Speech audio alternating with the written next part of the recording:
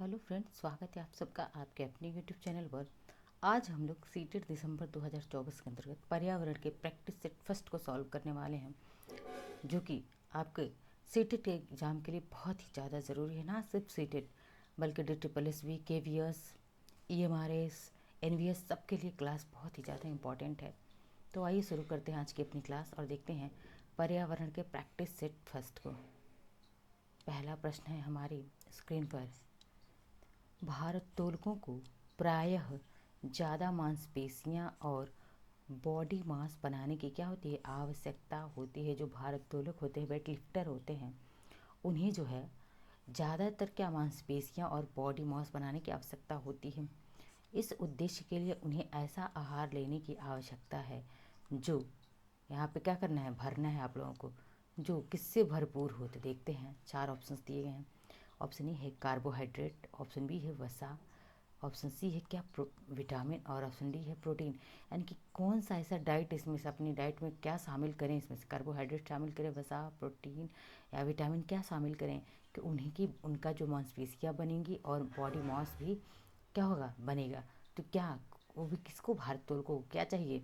तो देखिए क्या चाहिए, ऑप्शन डी हमारा राइट है आंसर है। प्रोटीन से बॉडी टिश्यूज़ बनते हैं। क्या बनते हैं, बॉडी टिश्यूज़ जो है प्रोटीन से बनते हैं।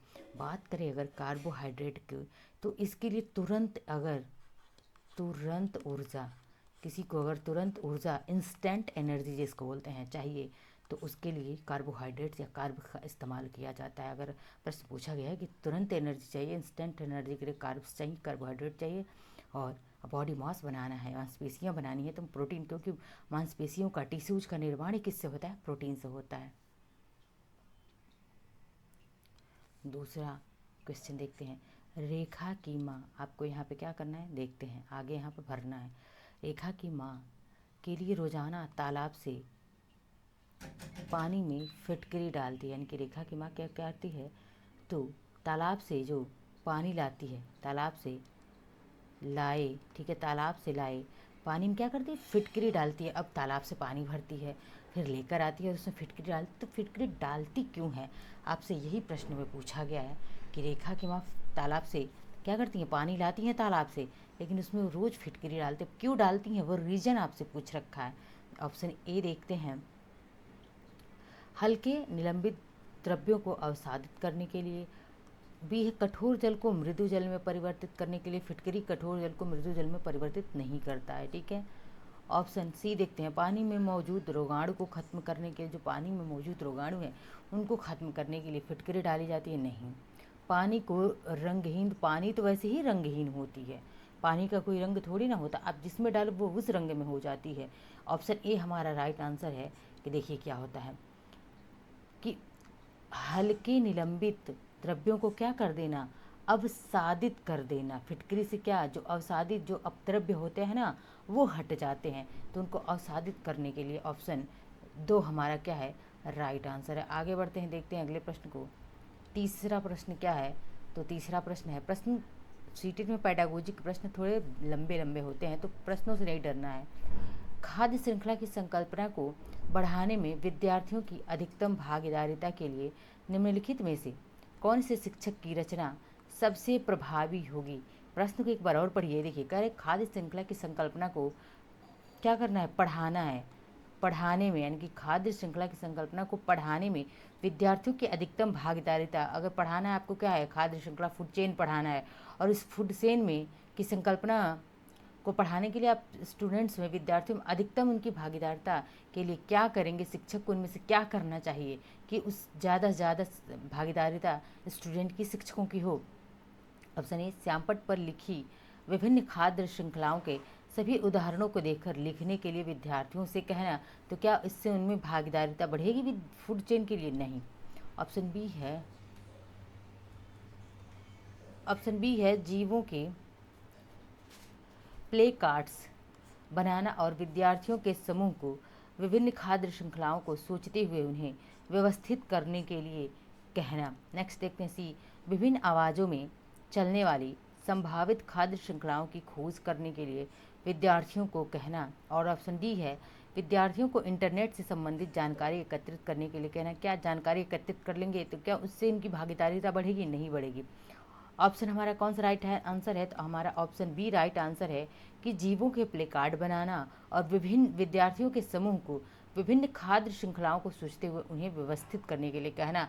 जीव जो है प्ले कार्ड बनेगा और कौन सा जीव कौन सी खाद्य श्रृंखला में आता है इसके लिए उन्हें क्रम से व्यवस्थित करने के लिए कहना। इससे उनमें क्या होगी, भागीदारिता बढ़ेगी। ऑप्शन बी हमारा राइट आंसर है। नेक्स्ट देखते हैं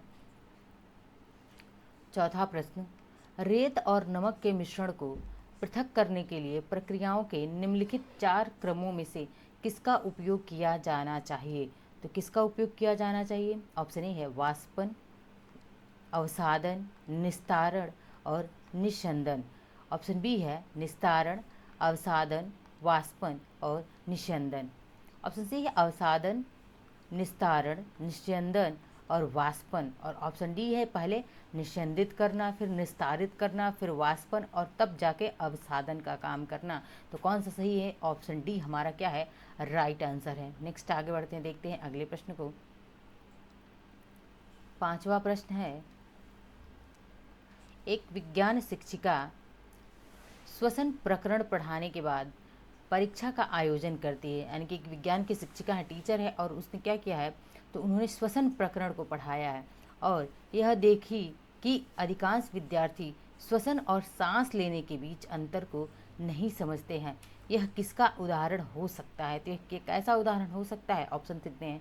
ऑप्शन ए है यह उनकी कक्षा अध्यापिका नहीं है। क्या है कि यह उनकी कक्षा अध्यापिका नहीं है। ऑप्शन बी है विद्यार्थी प्रश्न को सही तरीके से समझ नहीं सके। ऑप्शन सी है शिक्षिका की कक्षा में पढ़ाया बहुत अनुशासनहीनता रहती है। और ऑप्शन डी है वह कक्षा में प्रभावी तरीके से संबंधित संकल्पना को व्याख्यायित नहीं कर सकी। ऑप्शन डी ही सही है कि शिक्षिका क्या श्वसन और सांस लेने के बीच के अंतर को समझा नहीं पाई। श्वसन प्रकरण को बच्चों के बीच जो है उन्होंने अच्छे से समझाया नहीं। ऑप्शन डी राइट आंसर है। छठा प्रश्न देखते हैं। छठा प्रश्न क्या है, निम्नलिखित में से भोजन बनाने का कौन सा तरीका अच्छा है? ऑप्शन ए है सब्जियों को काटना,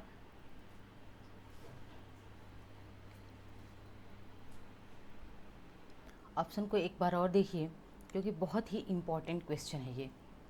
सब्जियों को, ऑप्शन ए सब्जियों को काटना और तब उन्हें चलते उनके पानी में धोना। सब्जियों को पहले काटो और फिर क्या करो, फिर उन्हें पानी में धोना। ऑप्शन बी है सब्जियों को काटने और पकने से पहले उन्हें कुछ समय के लिए धूप में रखना। क्या सब्जी बनाते हैं और उससे पहले जो है सब्जी को काटा जाता है और पकाने के लिए पहले धूप में रखा जाता है? बिल्कुल भी नहीं।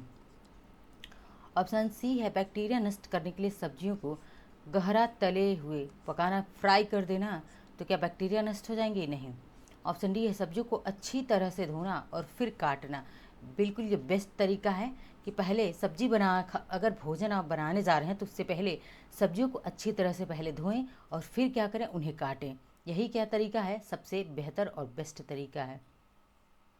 आगे देखते हैं सातवां प्रश्न, पर्यावरण अध्ययन की शिक्षिका वायु प्रकरण को पढ़ाते समय यह प्रदर्शित करना चाहती है कि वायु में भार होता है। यानी कि पर्यावरण की कोई शिक्षिका है और प्रकरण कौन सा पढ़ा रही हैं, तो वायु प्रकरण को पढ़ा रही हैं और वह बताती हैं बच्चों से, यह दिखाने का प्रयास करती हैं कि वायु में क्या होता है, भार होता है और वह जगह खेलती है।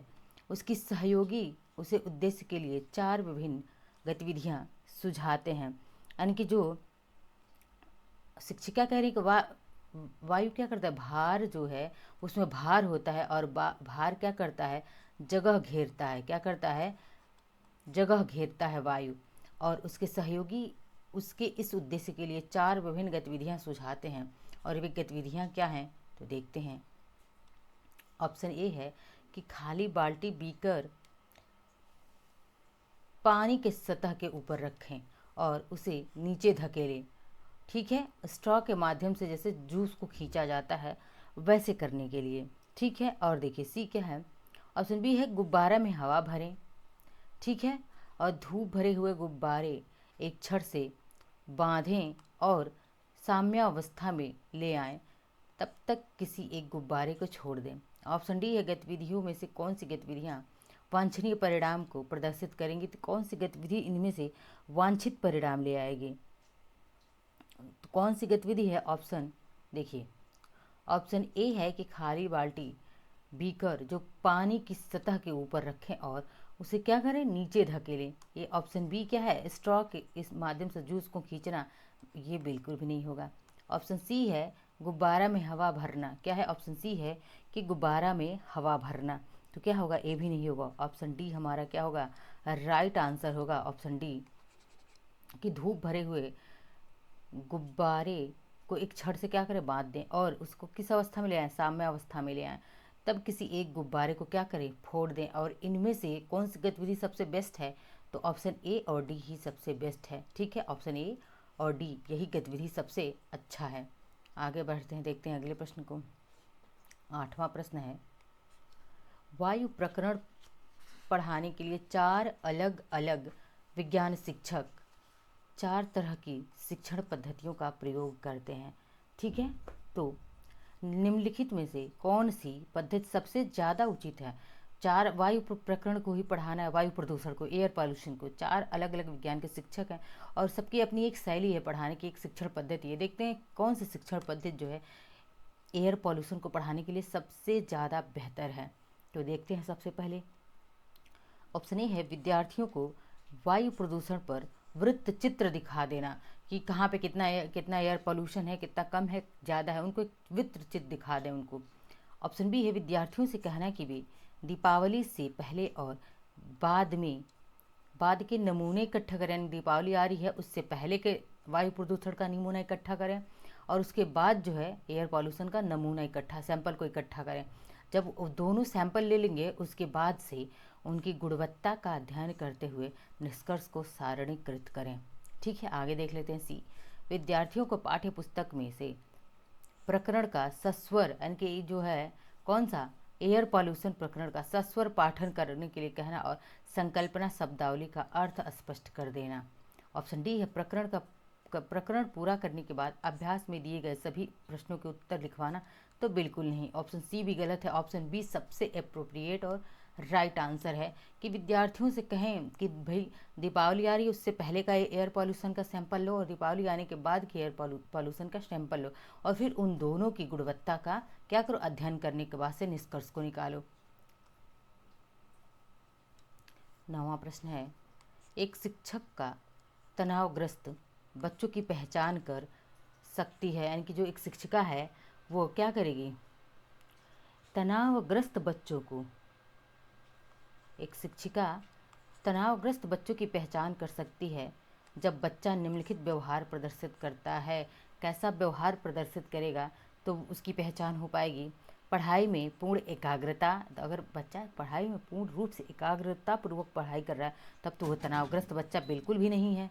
ऑप्शन बी है बहुत बात करने वाला बच्चा भी तनावग्रस्त नहीं होगा। अति सक्रिय बालक है तो भी क्या है, तनावपूर्ण नहीं है, वो तनावग्रस्त नहीं है। ऑप्शन डी है आक्रामक व्यवहार करना। अब जो बच्चा आक्रामक व्यवहार करेगा वही क्या है, तनावग्रस्त बालक होगा। ऑप्शन डी हमारा क्या है, राइट आंसर है। आगे बढ़ते हैं, देखते हैं 10वें प्रश्न को। 10वां प्रश्न है, पानी के साथ प्रयोग करते हुए ज्योति यह देखी, ठीक है, पानी के साथ प्रयोग करते हुए ज्योति यह देखती है कि स्टील की जो है खाली कटोरी पानी में तैरती है, लेकिन लोहे की एक छोटी सी कील क्या होती है, लोहे की छोटी सी कील डूब जाती है। इसे आगे यहाँ भरना है आपको। इस तथ्य द्वारा व्याख्या सहित किया जा सकता है। आगे क्या रहेगा इसमें, कि भैया पानी के साथ प्रयोग कर रही है ज्योति और ये देख रही है कि स्टील की खाली कटोरी डूब जा रही है, लेकिन लोहे की छोटी सी कील जो होती है वह डूब जा रही है। तो यह क्या है, आइए देखते हैं, ऑप्शंस के माध्यम से इसको समझने का प्रयास करते हैं। ऑप्शन ए देखते हैं, स्टील की कटोरी पर लगने वाला बल उसके बाहर की तुलना में क्या है, ज़्यादा है, क्योंकि लोहे की जो कील है, लोहे की कील पर लगने वाला बल उसके भार की तुलना में क्या है, तो कम है, उसकी भार की तुलना में कम है। ऑप्शन बी देख लेते हैं, लोहे की कील पर लगने वाला बल उसके भार की तुलना में ज़्यादा है, जबकि स्टील की कटोरी पर लगने वाला बल उसके भार की तुलना में क्या है, कम है। ऑप्शन सी देखते हैं, लोहा पानी की तुलना में भारी है और स्टील पानी की तुलना में हल्का, ये तो बिल्कुल भी कोई लॉजिक ही नहीं बनता है। ऑप्शन डी है, लोहा पानी की तुलना में हल्का है और स्टील पानी की तुलना में क्या है, भारी है। हमारा राइट आंसर क्या होगा समझ लेते हैं इसमें। ऑप्शन बी, कैसे क्यों, ऑप्शन बी नहीं, ऑप्शन ए हमारा राइट आंसर है। और क्यों है इस चीज़ को हम समझ लेते हैं। क्यों है कि स्टील की कटोरी जो है पानी में इसलिए तैरती है, क्यों तैरती है, क्योंकि स्टील की कटोरी पर लगने वाला बल जो है उसकी भार की तुलना में क्या है, ज़्यादा है। उसकी भार की तुलना में इसके पे जो बल लग रहा है वो ज़्यादा है। और लोहे की कील पर लगने वाला बल उसकी भार की तुलना में क्या है, कम है। यहाँ फोकस करना है आपको कि कील पर लगने वाला बल क्या है, भार की तुलना में क्या है, कम है, भार की तुलना में कम है। ठीक है, आगे बढ़ते हैं, देखते हैं अगले प्रश्न को। 11वां प्रश्न है, निम्नलिखित में से जीवन प्रक्रियाओं का कौन सा युग्म पेड़ पौधों जीव जंतुओं में मिलता है। तो कौन सा जो है जीव जंतुओं और पेड़ पौधों में मिलता है। देखिए, ऑप्शन ए प्रजनन और भोजन, ऑप्शन बी है प्रजनन अंकुरण वृद्धि और अंकुरण, ऑप्शन सी है वृद्धि प्रजनन, और ऑप्शन डी है वृद्धि और भोजन बनाना। तो इसमें से कौन सा जो है पेड़ पौधे और जीवों दोनों में मिलता है, जीव जंतु में। ठीक है, तो इनमें से कौन सा मिलता है, तो देखिए ऑप्शन सी राइट आंसर है, वृद्धि मिलता है और रिप्रोडक्शन यानी कि प्रजनन मिलता है। आगे बढ़ते हैं, देखते हैं 12वें प्रश्न को।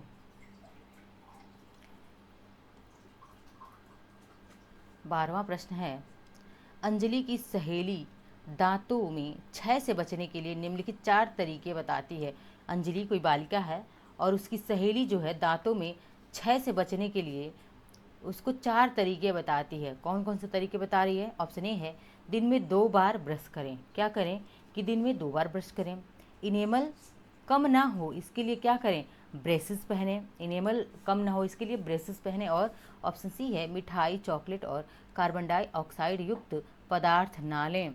और हर खाने के बाद क्या करें, कुल्ला करें। तो क्या इसमें से सही है। देखिए, दिन में 2 बार ब्रश करें, बिल्कुल सही बात है, सुबह शाम ब्रश तो करना ही चाहिए हल्का। फिर उसके बाद से इनेमल कम ना हो इसके लिए ब्रेसेस पहने, ये बिल्कुल भी सही नहीं है। मिठाई चॉकलेट यानी कि चीनी से क्या होता है, दंत क्षय होता है। तो मिठाई चॉकलेट और CO2 कार्बन डाइऑक्साइड यानी कि CO2 युक्त भोजन क्या करें, ना लें। और हर खाने के बाद क्या करें, कुल्ला करें। एंड कौन सा सही है, ACD। कहाँ पे ACD कहाँ पे है, वही हमारा राइट आंसर होगा। देखते हैं,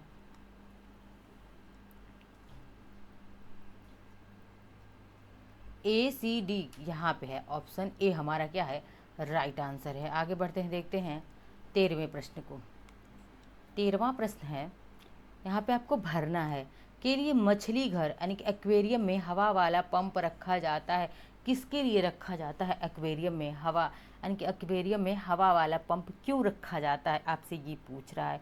तो क्यों रखा जाता है, जलीय पौधों को अधिक CO2 की उपलब्ध कराने के लिए यानी अधिक कार्बन डाइऑक्साइड उपलब्ध करवाने के लिए, अधिक ऑक्सीजन को पानी में घुलने देने के लिए, एक्वेरियम की शोभा बढ़ाने के लिए बिल्कुल भी नहीं, एक्वेरियम के पानी को साफ करने के लिए भी नहीं, बल्कि एक्वेरियम में हवा वाला पंप क्यों लगाए, क्योंकि ऑक्सीजन घुल सके इसके लिए। क्या करे, ऑक्सीजन घुल सके इसके लिए जो क्या एक्वेरियम में क्या हवा वाला पाइप लगा रहता है। ठीक है, आगे बढ़ते हैं, देखते हैं 14वें प्रश्न को देखें। जब एक मछली को पहले से उबले लेकिन ठीक है कमरे के तापमान पर ठंडे किए गए पानी से भरें। देखिए, एक मछली को उबाल कर पानी फिर ठंडा करके रूम टेम्परेचर पर लाया गया और उसके बाद उस पानी को एक्वेरियम में क्या कर दिया गया, डाला गया, तो वह मछली क्या हो गई, मर गई। ऐसा इसलिए होता है क्योंकि मछली घर का पानी, अब देखिए जो मछली घर का पानी है वो कैसा हो गया, क्योंकि पानी को पहले क्या किया गया, उबाला गया, फिर रूम टेम्परेचर पे उसको लाके ठंडा किया गया, फिर एक्वेरियम में भर दिया गया। अब ऐसा क्यों हुआ, तो देखते हैं। ऑप्शन ए है, ऑक्सीजन रहित है। जो पानी है एक्वेरियम मछली घर का पानी क्या है, ऑक्सीजन रहित हो गया है। पानी मछली द्वारा पानी पीने योग्य नहीं है, खनिज रहित है, मछली के तैरने योग्य नहीं है। तो ऐसा क्या हो गया, उबाल दिया गया तो उसमें से सारे खनिज समाप्त हो गए, इसीलिए मछली क्या हो गई, मर गई। ऑप्शन सी हमारा राइट आंसर है। 15वां प्रश्न देखते हैं, निम्नलिखित में से कौन सा चांद की सतह की विशेषताओं के बारे में सबसे अच्छा वर्णन करता है। तो कौन सा करता है, देखिए पानी नहीं पर्याप्त हवा, ऊंचे पहाड़। ठीक है, क्या है? पानी नहीं पर्याप्त हवा, ऊंचे पहाड़। फिर भी है पानी नहीं, गहरे गड्ढे, ऊंचे पहाड़ चांद पर, कि क्या क्या है वहाँ पे और क्या नहीं है। हवा नहीं, गुरुत्व नहीं, पानी नहीं। ऑप्शन डी है हवा नहीं, गुरुत्व नहीं, समतल सतह। बिल्कुल भी नहीं, ऑप्शन बी राइट आंसर है कि चांद पर पानी नहीं है और गहरे गड्ढे हैं और ऊंचे पहाड़ हैं। ठीक है, ऑप्शन बी। आगे देखते हैं 16वें प्रश्न को। 16वां प्रश्न है, आरती एक पोस्टर पर एक बीमारी की रोकथाम से, जो आरती है, आरती नाम की कोई बालिका है और वो क्या करती हैं, एक पोस्टर पर, ठीक है, एक पोस्टर पर एक बीमारी की रोकथाम से संबंधित निम्नलिखित सावधानियां पढ़ती है। अब वो बीमारी क्या है वो आपको पहले सावधानियां पढ़िए, फिर बताइए कि बीमारी कौन सी बीमारी के लक्षण है। ऑप्शन ए है अपने आसपास पानी को जमा ना होने दें। ऑप्शन बी है पानी के बर्तन जैसे कूलरों और टंकियों को क्या करें, साफ रखें। ऑप्शन सी है यदि कुछ जगहों पर पानी इकट्ठा हो जाता है तो तेल का छिड़काव करें। ठीक है, और ऑप्शन डी है स्वयं के बचाव के लिए जाली मतलब मच्छरदानी का प्रयोग करें। पोस्टर का उद्देश्य है कौन सी यहाँ पे बीमारी को फैलने के बारे में जागरूकता पैदा कर रहा है। ये सारे जो है ये क्या है, ये पोस्टर पर लिखा हुआ क्या है, सावधानी है। तो यह सावधानी किस बीमारी से बचने के लिए सावधानी दी गई है, तो आइए देखते हैं। चेचक, ऑप्शन ए है चेचक और मलेरिया।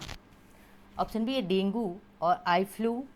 ऑप्शन सी है टाइफाइड और हैजा। ऑप्शन डी है डेंगू और जापानी मस्तिष्क ज्वर, जिसे जापानी बुखार भी कहा जाता है। ऑप्शन डी ही राइट आंसर है, डेंगू और क्या, जापानी मस्तिष्क ज्वर। क्या होंगे, पानी अगर इकट्ठा होगा आसपास तो वहाँ पे डेंगू वाले मच्छर फैलेंगे। ठीक है, आगे बढ़ते हैं, देखते हैं 17वें प्रश्न को। 17वां प्रश्न है, निम्नलिखित में से कौन से शब्द समूह आपस में निकटतम रूप से संबंधित हैं।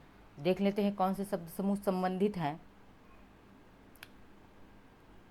लौह मलेरिया एनीमिया रक्त, लौह हीमोग्लोबिन एनीमिया आंवला, मच्छर डेंगू लौह गुण, मच्छर मलेरिया और एनीमिया। तो कौन जो है आपस में शब्द समूह संबंधित है, देखिए ऑप्शन बी राइट होगा। कैसे होगा, देखिए लोहा है, लौह जिसे हम लौह कहते हैं, लोहा कहते हैं, फिर हीमोग्लोबिन, फिर एनीमिया, और क्या एनीमिया जिसको क्या कहा जाता है, खून की कमी, रक्त अल्पता कहा जाता है, और फिर आंवला।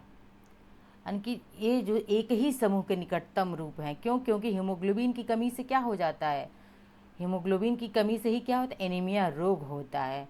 ठीक है, और आंवले में प्रचुर मात्रा में आयरन पाया जाता है, आयरन पाया जाता है।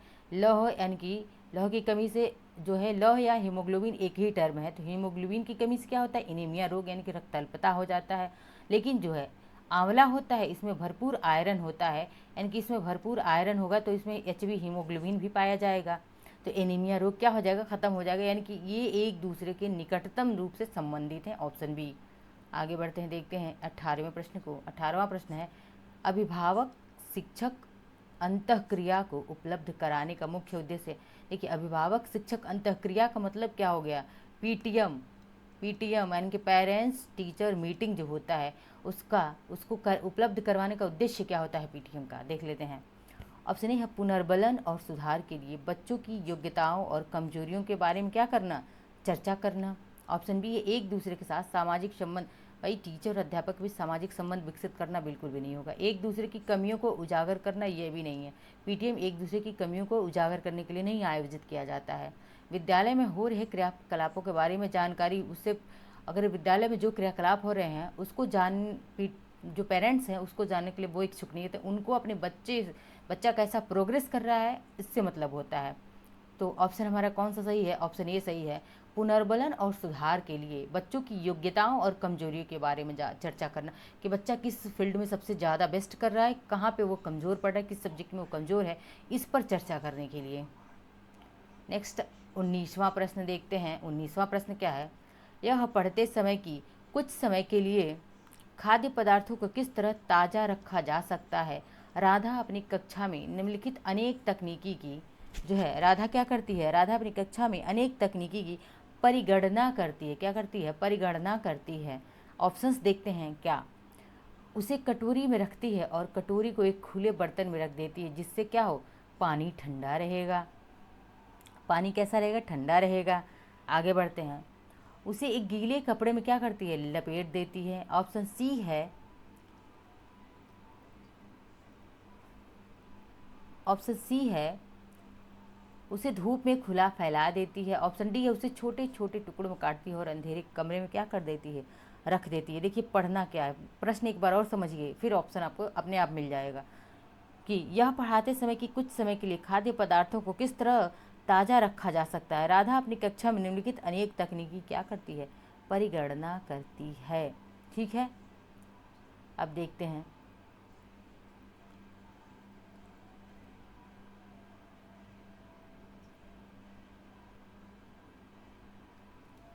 यह प्रश्न थोड़ा क्या है, थोड़ा सा प्रश्न अधूरा रह गया है कि इसमें जो है, नहीं ऑप्शन बी है राइट होगा। क्यों?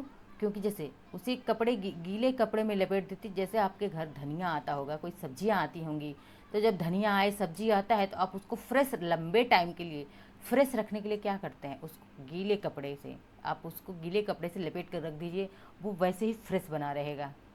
आगे देखते हैं। 20वां प्रश्न है। 20वें प्रश्न को देखते हैं और समझते हैं। कक्षा 5 में विद्यार्थियों को घर्षण प्रकरण पढ़ाते समय, घर्षण की फ्रिक्शन पढ़ा रहे हैं कक्षा 5 में बच्चों को, और घर्षण प्रकरण पढ़ाते समय शिक्षिका यह समझाने के लिए अनेक उदाहरण देती है। ठीक है, क्या करती है? अनेक उदाहरण देती है कि घर्षण हमारे लिए कई तरीके से उपयोगी है। क्या है? कई तरीके से उपयोगी है।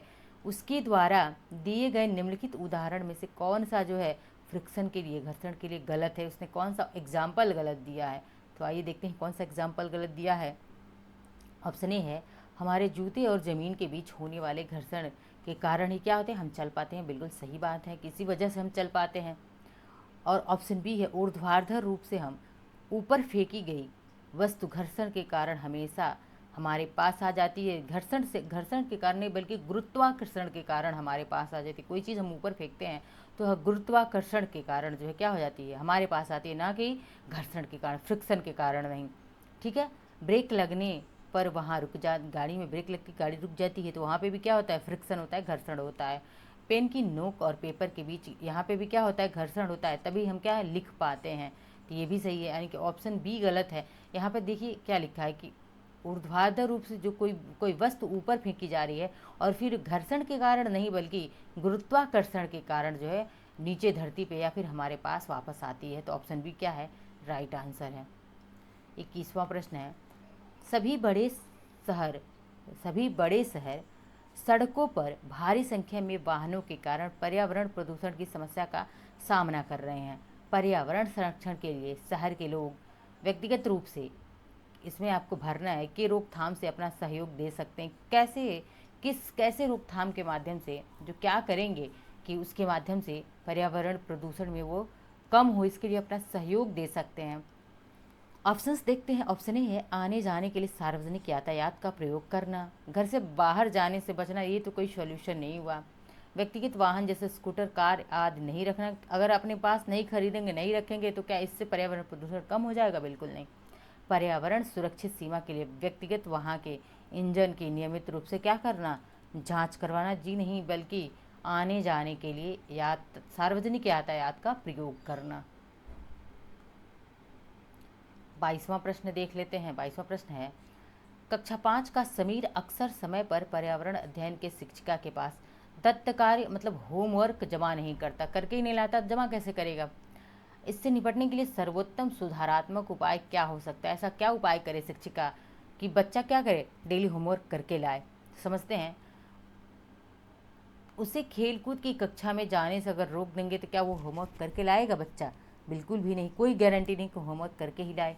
ऑप्शन बी है, अनियमितता के कारण का पता करना और समीर को परामर्श देना। ऑप्शन सी है, उसकी अनियमितता के बारे में अभिभावकों के लिए एक नोट लिखना। नोट नहीं लिखेंगे। ठीक है, आगे देखते हैं। ऑप्शन डी है, इस बात के विषय में प्रधानाचार्य को सूचित करेंगे। प्रधानाचार्य को भी सूचित नहीं करना है।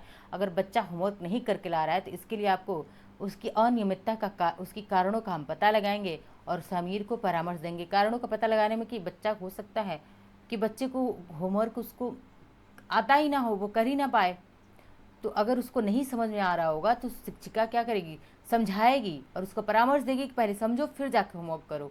ठीक है, ऑप्शन बी क्या होगा, राइट आंसर होगा।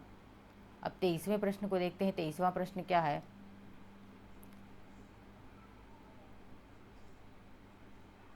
23वां प्रश्न है, वायु हर जगह है प्रकरण पर पढ़ाते समय एक शिक्षक विद्यार्थियों से निम्न प्रश्न पूछता है। जैसे कोई शिक्षक है और वो कह रहा है कि वायु क्या है, हर जगह है, तो विद्यार्थियों से प्रश्न पूछते हैं, क्या क्या मृदा में वायु है, क्या पानी के अंदर वायु है, क्या हमारे शरीर में वायु है, क्या हमारी हड्डियों में वायु है। अब देखिए, ये प्रश्न शिक्षक ने बच्चों से पूछा। शिक्षक विद्यार्थियों में, यानी कि शिक्षक जो है विद्यार्थियों में निम्नलिखित में से कौन सा कौशल विकसित करने का प्रयास कर रहा है, इनमें से कौन सा कौशल जो है विकसित कर रहा है शिक्षक विद्यार्थियों में। तो ऑप्शन समझते हैं, चिंतन कौशल, ऑप्शन बी संवेगात्मक कौशल, ऑप्शन सी अवलोकन कौशल, ऑप्शन डी वर्गीकरण कौशल। उनमें चिंतन कौशल का विकास कर रहा है, ऑप्शन ए राइट होगा। आगे देखते हैं 24वां प्रश्न।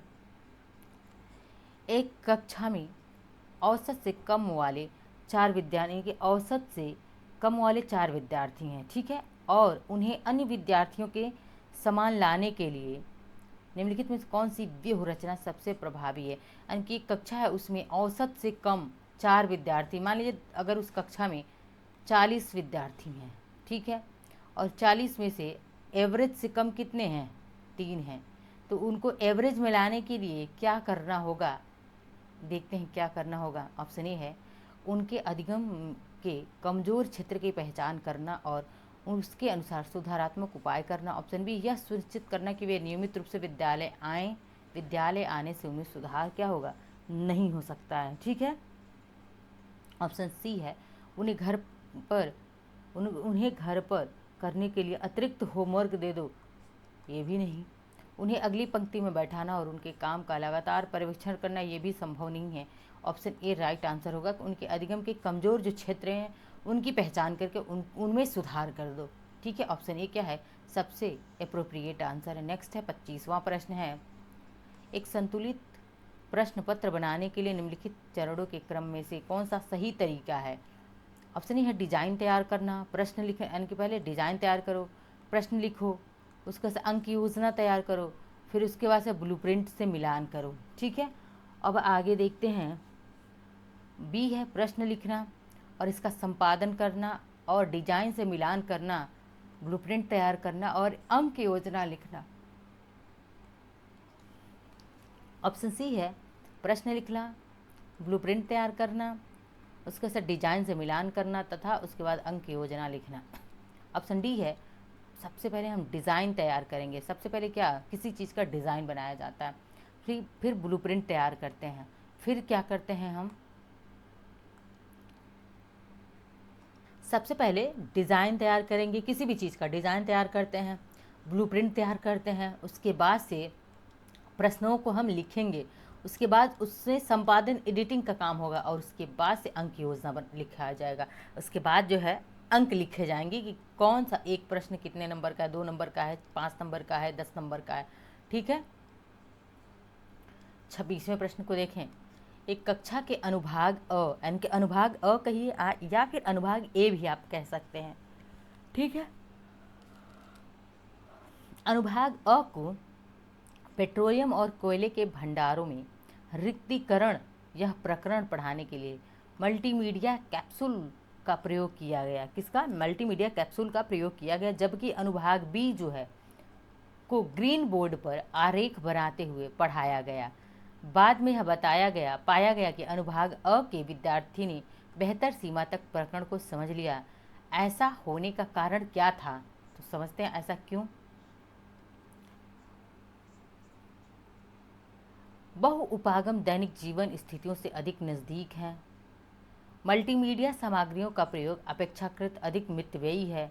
ऑप्शन सी है, दृश्य श्रव्य सामग्रियां बेहतर संधारण के लिए सभी इंद्रियों को शामिल करती हैं। ऑप्शन डी है, ग्रीन बोर्ड एक अच्छे दृश्य सामग्री नहीं है। ठीक है, यानी कि ग्रीन बोर्ड क्या है, एक अच्छा दृश्य सामग्री नहीं है, बिल्कुल नहीं। ऑप्शन सी सही है। जो दृश्य दिखाई भी दे और सुनाई भी दे, यह सामग्रियाँ बेहतर साधारण मतलब बेहतर पढ़ने के लिए, समझने के लिए क्या है, यह इंद्रियों को, सभी इंद्रियों को शामिल कर लेता है। तो यह क्या है? ऑप्शन सी हमारा राइट आंसर है। 27वां प्रश्न है, कक्षा में पोषण प्रकरण का परिचय अधिक प्रभावी तरीके से देने के लिए एक शिक्षक को, ऑप्शन ए है विद्यार्थियों को अपने टिफिन बॉक्स खोलना और उसकी सामग्री को दिखाने के लिए कहना चाहिए तथा बाद में शिक्षक को व्याख्या करनी चाहिए। पोषण प्रकरण पोषण है और इसके लिए हम ऑप्शंस देख रहे हैं कि पोषण तत्वों से भरपूर विभिन्न भोजन के उदाहरण दे देने से बिल्कुल भी नहीं होगा। सैंपल पर पाचन तंत्र का आरेख बनाना चाहिए, इससे भी जो है बच्चों को अच्छे से समझ में नहीं आएगा। मानव दांतों का प्रतिरूप दिखाना बिल्कुल नहीं, ऑप्शन ए एकदम सही है। कि विद्यार्थियों से कहना कि अपना अपना लंच बॉक्स खोलो, क्योंकि उसमें उन्होंने अलग अलग तरीके के भोजन लाए होंगे और उसमें बताना, मान लीजिए किसी ने आलू की सब्जी लाई तो बताना वो कार्बोहाइड्रेट से क्या है, भरपूर है। किसी ने पालक की सब्जी लाई तो बताना कि वो आयरन का प्रचुर स्रोत है। ठीक है, तो इससे जो है बच्चे पोषण प्रकरण को बेहतर तरीके से क्या कर सकते हैं, समझ सकते हैं। 28वां प्रश्न है, 28वें प्रश्न को हम देखें, शामिल करना क्या है? शामिल करना यानी कि इंगेज, खोजबीन करना एक्सप्लोर, व्याख्या करना यानी कि एक्सप्लेन, विस्तार देना यानी कि इलेबोरेट, मूल्यांकन करना एवोल्यूट। विज्ञान के प्रभावी शिक्षण से जुड़े 5 महत्वपूर्ण क्या है? ई हैं, 5 ई हैं। अब कह रहा है अंकुरण के लिए आवश्यक स्थितियों की संकल्पना से जुड़े व्यावहारिक अनुभवों को विद्यार्थियों को उपलब्ध कराते समय एक विज्ञान शिक्षक उनसे निम्नलिखित गतिविधियों को करने के लिए कहती है। ऑप्शन ए है बीज को रात भर पानी में रख दें और उन्हें सूती गीले कपड़ों में रख दें। रात भर पानी में भिगोने के बाद से उन बीजों को क्या करें? गीले सूती जो है कॉटन के गीले कपड़े हैं उनमें रख दें। उसका बी है 2 दिन बाद बीजों का अवलोकन करें और आप परिवर्तन को रिकॉर्ड करें। ऑप्शन सी है पुस्तक पढ़ें और दिए गए वर्कशीट का काम करें। ऑप्शन डी है शिक्षक द्वारा दी गई उपयुक्त गतिविधियों में, यानी कि शिक्षक द्वारा जो गतिविधियां दी गई हैं इन 5 में से कौन शामिल नहीं है, इनमें से कौन सा जो है शामिल नहीं है। तो देखिए इनमें से explain, elaborate, explore, evaluate, engage, explore और एंगेज, एवल्यूएट कौन सा शामिल नहीं? एंगेज और एक्सप्लोर शामिल नहीं है, ऑप्शन सी नहीं, क्योंकि एक्सप्लेन करने की बात की गई है कि अवलोकन करो और बताओ कि क्या है उसमें, एलिबोरेट भी है। ठीक है, लेकिन कहीं से भी ना तो एक्सप्लोर की बात की गई और ना ही एंगेज की बात की गई है। सेकंड लास्ट हमारा है 29वां प्रश्न, भारत में समृद्ध वनस्पति जात और प्राणी जात के बारे में पढ़ने के बाद विद्यालय द्वारा प्राथमिक कक्षाओं के विद्यार्थियों को रणथंभौर राष्ट्रीय उद्यान ले जाया गया। रणथंभौर राष्ट्रीय उद्यान कहाँ पे है? राजस्थान में, और वहाँ पे ले जाया जाता है और यह किसमें सहायता करेगा? तो समझते हैं। ऑप्शन ए है कक्षीय अधिगम की वास्तविक जीवन स्थितियों के साथ जोड़ने, पर्यावरण संरक्षण के लिए कौशलों का विकास, बाहरी भ्रमण में दोस्तों के साथ मौज करना, ये बिल्कुल भी सही नहीं है। और ऑप्शन डी है प्रकृति के प्रति सम्मान विकसित करना। तो अगर बाहरी टूर पे, अगर रणथंभौर राष्ट्रीय उद्यान घुमाने के लिए ले गया मतलब टूर पे गए हैं बच्चे, तो इससे क्या होगा? कक्षीय अधिगम की वास्तविक जीवन स्थितियों के साथ जोड़ना। ठीक है, यानी कि जो वहाँ पे जाएंगे रणथंभौर राष्ट्रीय उद्यान में और वहाँ पे जीवों को देखेंगे तो क्या होगा? वो रियल रूप से मतलब उन चीज़ों को क्या महसूस कर पाएंगे और वो दैनिक जीवन से जोड़ पाएंगे, जो अपनी किताबों में उन्होंने पढ़ा था उसको रियल में देख करके, किताबों और रियलिटी के साथ तादाद में बैठाकर उसको रियलिस्टिक लगेगा, वह वास्तविक लगेगा वह जीवन। ठीक है, ऑप्शन ए हमारा क्या होगा? राइट आंसर होगा। तो ये थे हमारे आज के 29 इन्वायरमेंट के या पर्यावरण के आज प्रैक्टिस सेट 1 था और आपको लगातार क्लासेस सीटेट के लिए मिलती रहेंगी। अब तक हमने सीडीपी में जो कि 4 क्लासेस कर चुके हैं, सीडीपी बाल विकास में, और सीडीपी हिंदी में हमने 3 क्लासेस अब तक कर ली हैं। तब तक जिन्होंने भी सीटेट के उन क्लासों को नहीं देखा है तो एक बार देखिए, वहाँ से आपको एग्जाम में प्रश्न देखने को ज़रूर मिलेंगे। मिलते हैं नेक्स्ट लेक्चर में, धन्यवाद।